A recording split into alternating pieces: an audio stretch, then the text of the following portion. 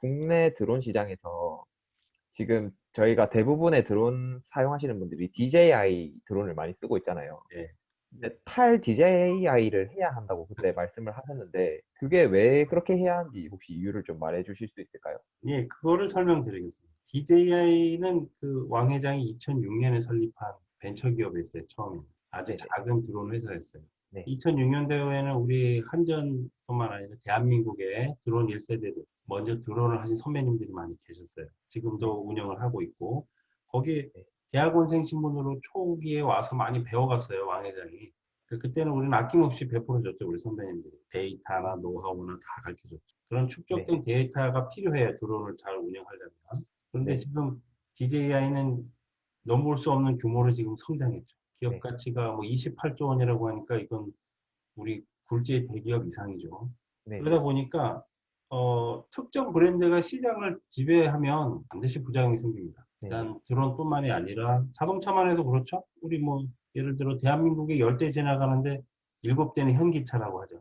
네. 네. 특정 지배적 사업자가 많아지면 부작용이 많다. DJ가 이제 그런 상황이 와서 음.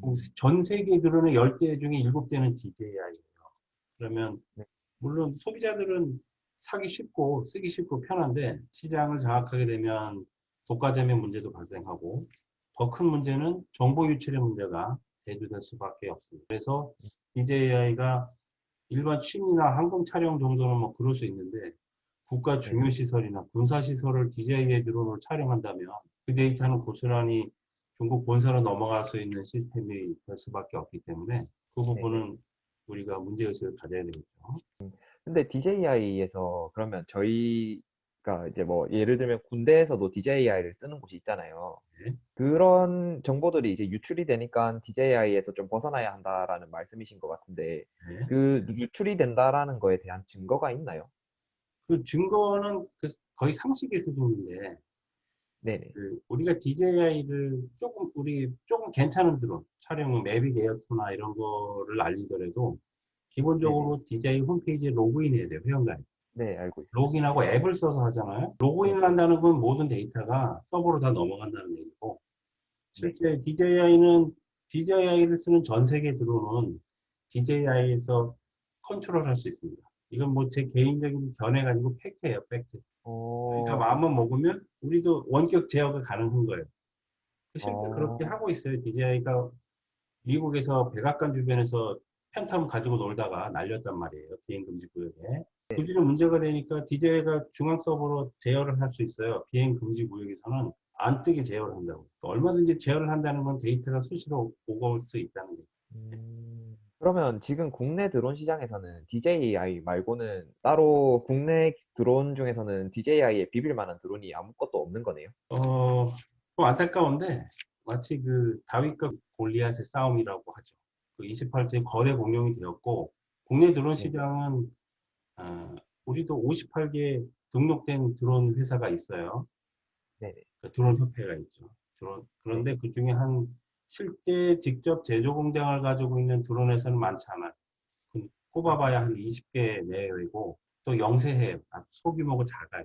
그러니까 음, DJI하고는 비교가 안 되죠. 근데 우리가 초창기에 저보다 먼저 드론을 시작한 사람들이 열정을 가지고 막 개발도 하고 신제품도 내놨는데 중국을 폄하하는 게 아니고 중국은 워낙 규모의 경제가 세기 때문에 그리고 인건비가 싸서 제품 경쟁으로 이길 수가 없는 거죠. 그러니까 많이 망했죠.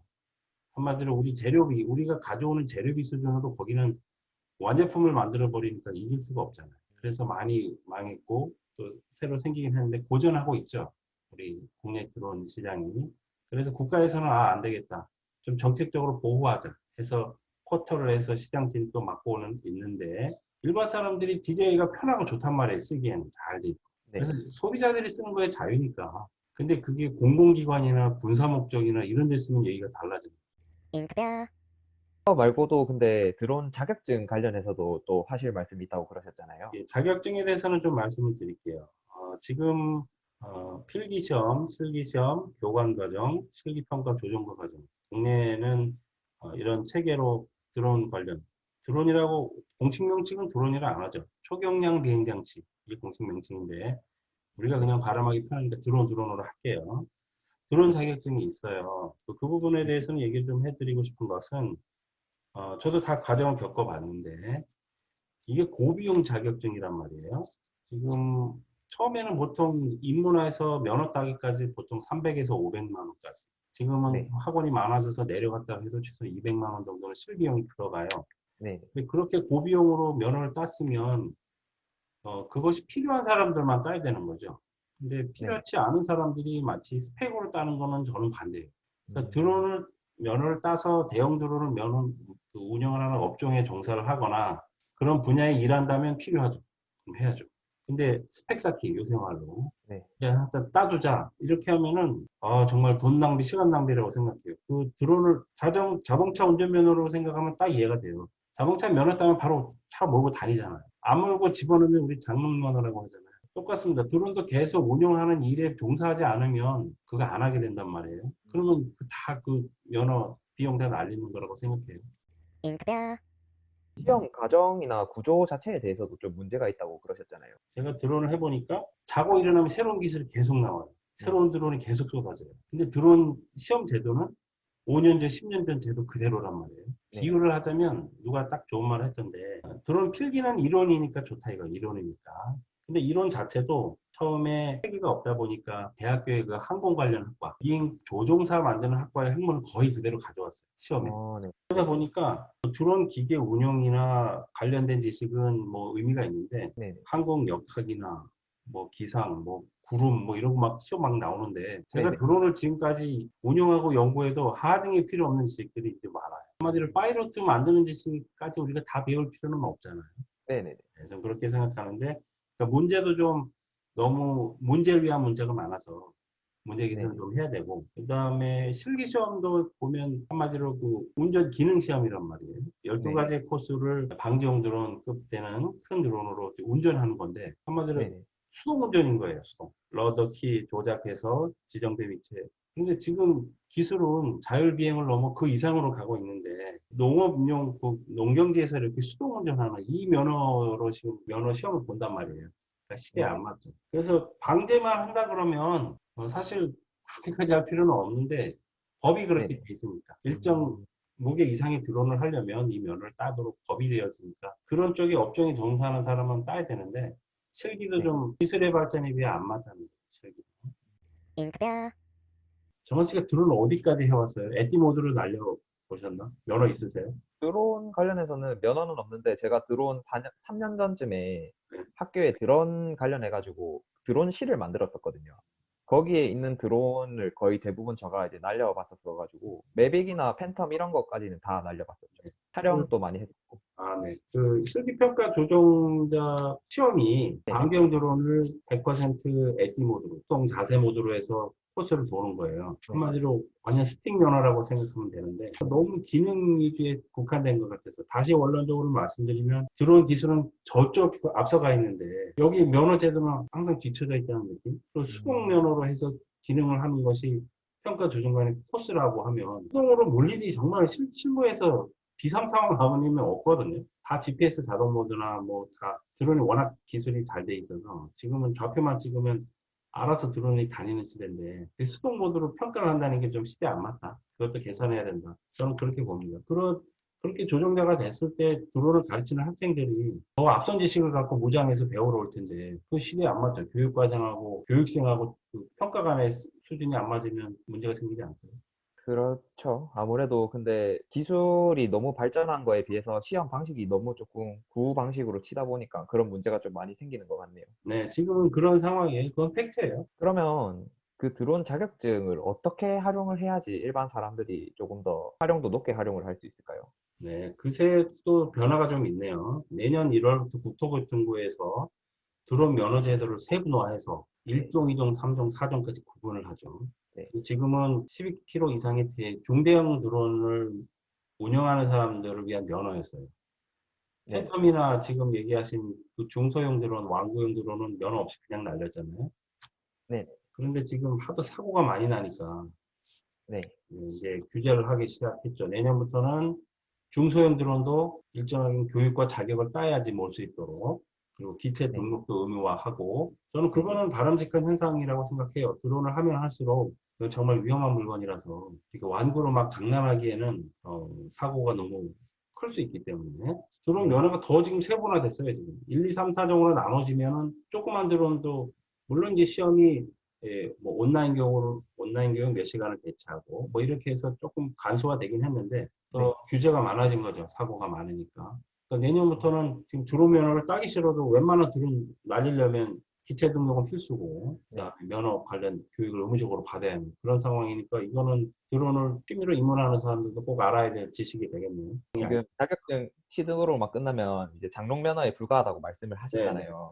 그 드론을 계속 활용하고 연구하고 관련 사업에 종사하기 위한 그런 노력이 필요하다고 하셨는데 네. 그럼 어떠한 노력을 해야 한다고 생각을 하실까요? 네. 이 부분에 대해서는 할 말이 많은데, 네. 지금 뭐 팬텀이든 매빅이든 이렇게 날리다가 말면 끝이에요. 저도 그런 과정이 있었는데, 처음에 신기하고 재밌는데, 어느 정도 하면 이게 무슨 의미가 있지? 항공 촬영 처음에 신기하고 재밌어요. 근데 이 내가 찍은 영상을 어디 써먹지 않으면 하등이 쓸데가 없더라고요. 이미 지금 그렇죠. 방송에서는 뭐 드론 영상을 쓰면 예능 프로 진행이 안 되잖아요. 네네. 맞아요. 그 정도인데 내가 거기에 종사하면 의미가 있는데 동호인들은 내가 멋진 영상 찍었어요. 요즘 찍기도 어려워. 규제가 많아서. 맞아요. 예. 근데 그 찍어서 어디다 써? 이러다 보면 그냥 접어버리고. 뭐 음. 굳이 그 의미를 찾으려고 하니까 뭐 처음에는 이제 한때는 레이싱 드론 그것도 국내에 잘하는 친구가 세계대회 나와서 상금도 많이 타고 아 그것도 비전이 있네. 그런데 그것도 엄청난 노력을 해야 되는 그쪽의 분야니까 아무나 접근하기는 어렵고.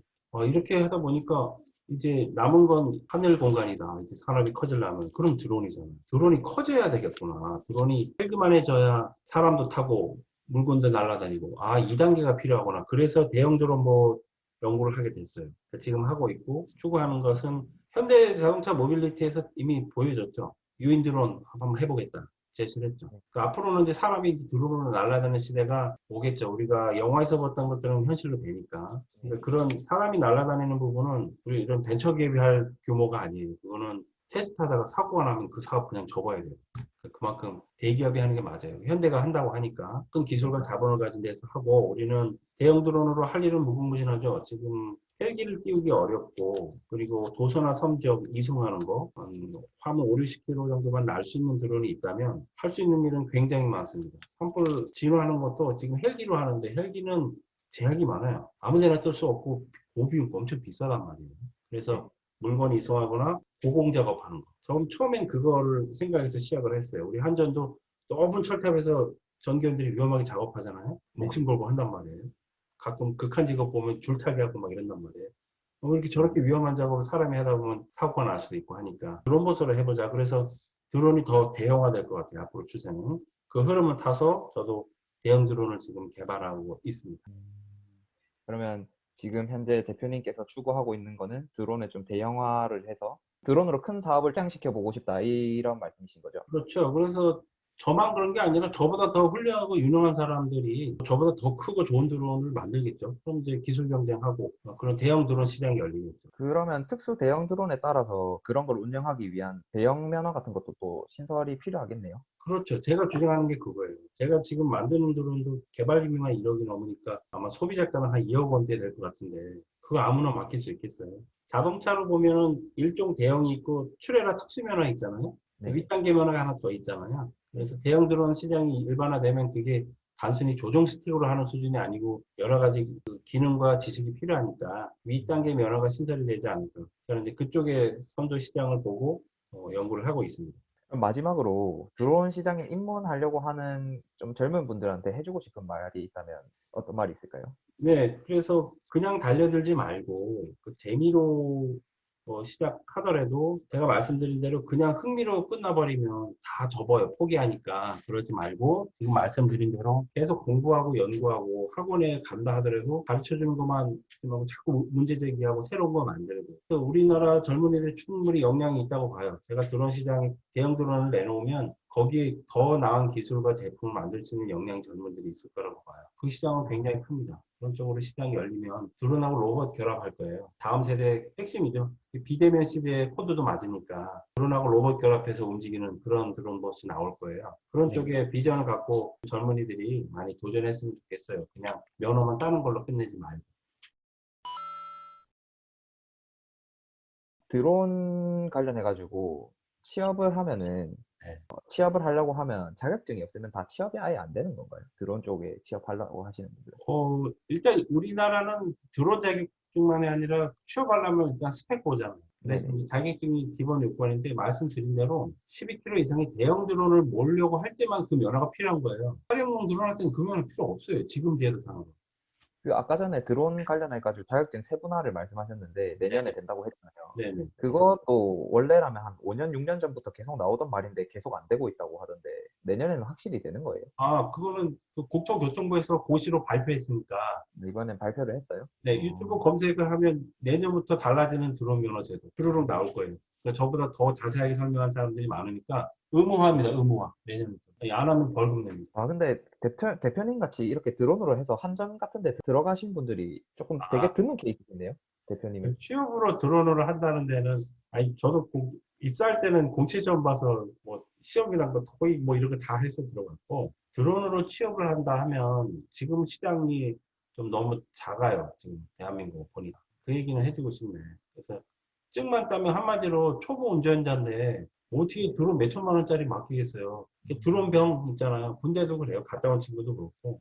드론 면허 따는 애들 지금 이제 국내에 3만 명이 넘었어요.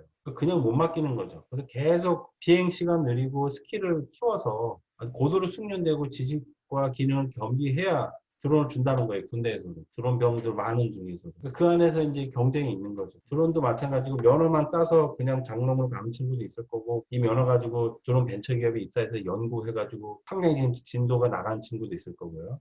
그러니까 그런 친구들이 살아남는 겁니다.